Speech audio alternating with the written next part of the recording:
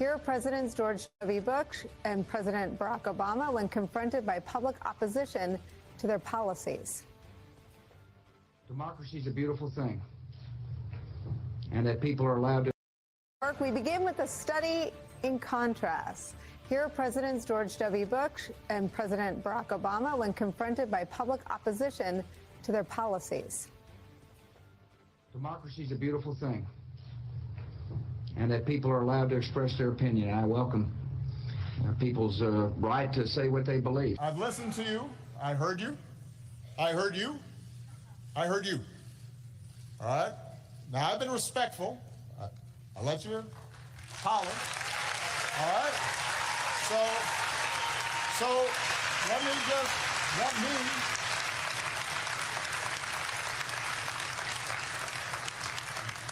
nobody's removing you. I've heard you, but you've got to listen to me too. Believe me, no president likes to see the public turn out in large numbers against them and their agenda. But when it does happen, as you saw there, every one of them understands that it is the people's right to exercise free speech and to criticize their elected leaders at the top of their lungs. And that very thing is what makes America great. That is what makes America America. It's what makes us special all around the world. Until right now. Donald Trump showed the world what he thinks of the American people by literally broadcasting an image of himself pouring feces all over America and the American people. The No Kings protests clearly getting deep under Donald Trump's skin over the weekend. But more importantly, the protests show the contours of a new opposition in America, one led by the people. According to the organizers, 7 million people came out to protest Donald Trump on Saturday. More than 100,000 people marched in New York City.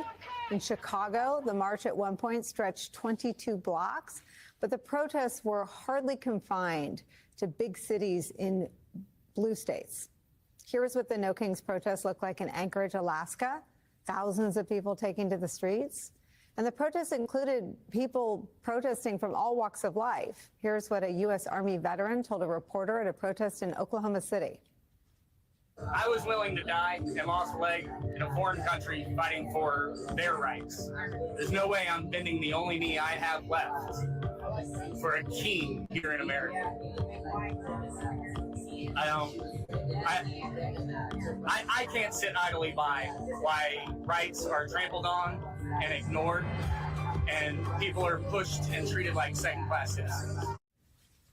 Washington Post reports that efforts by Republicans in the last week to smear the protests ahead of the protests fell flat. Quote, Ezra Levin, co-founder of the liberal grassroots movement Indivisible, that has co-organized the No Kings rally, said that RSVPs had skyrocketed. He credited the increased interest in part to the Republicans' rhetoric about the rallies. Protesters told MSNBC in every city we covered that they felt an urgent need to stand up to the Trump administration. They're not going to intimidate us with tyrant talk. We are out here to stand up for this democracy. Do not cower to the fascism and the threats that are coming from D.C. That's what they want us to do, and they will only be successful in that if we remain silent. I'm very much opposed to all of the policies of Donald Trump. I don't think we need a king. We definitely don't need a dictatorship, and it's time for him to go. I'm against everything that he says and does. This is the most American thing that you can do.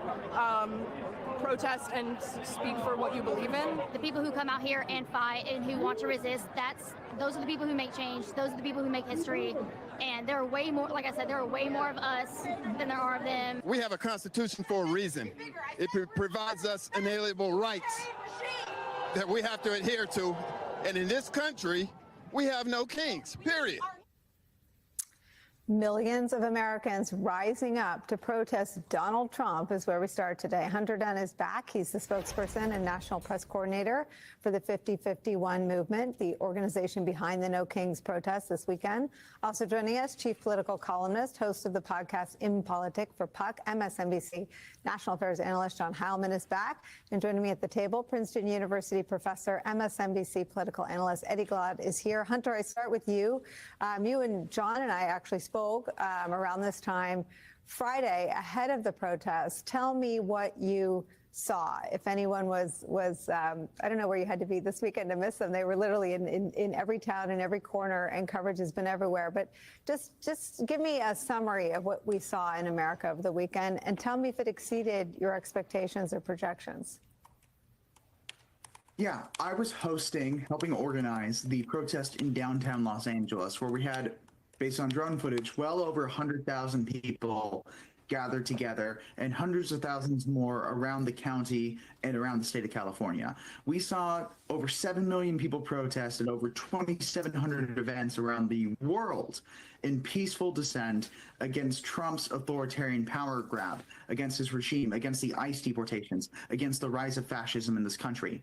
And I'm just going to tell you this, I've never seen a coalition this big. We had libertarians and democratic socialists, not just at the same protest, but working together to make it happen. And that is a massive shift from where we have been as a country over the past couple decades. Hunter, was there any footage that came in as the day went on from any corners or towns that surprised you? Yeah, well, first off, I was surprised by where we kicked off. It wasn't actually in the U.S. It started in South Korea because their October 18th is earlier than ours. But I saw small protests around the country. So I grew up in Orange County, and an amazing place that I saw was Huntington Beach, California, which is an incredibly red area. I've seen straight up basically Nazi rallies there. So to see a No Kings protest, to see a large turnout of people left, right, and center against this regime, that is a massive shift in what we're saying. And we saw that in small towns around all 50 states, whether it's a red state or a blue state, a red state or a blue city, whether it's rural or urban. We saw a coalition that I don't think we've seen since World War II.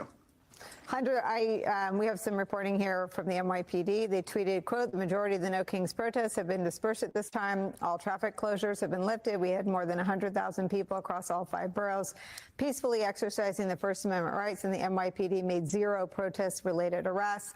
The story was the same in New York, Austin, San Diego, Charlotte, Portland, according to the police departments. Donald Trump's response was to post an image of himself, thankfully AI generated, but we won't rule anything out at this hour, in an aircraft dumping feces across America and Americans. Even for him, it seemed like a new low. Any response to his reaction to the success of the No Kings protest? Well, first off, I don't know what was worse, that video or him actually detonating a shell over the I-5. But just a quick recap, there was a ton of different GOP lies about No Kings, right? Democrats will end the shutdown post No Kings. That hasn't happened. Protesters are wildly violent. As you covered, that wasn't true. Protesters are paid. No, they're not. Soros checks are not coming in. I can tell you that much. And no one showed up. That was absolutely not true. We saw over 7 million people come out across the world. The only thing that Trump said or did this entire time that wasn't a lie was him shitting on everyday Americans. And he's been doing that since long before he gained political office.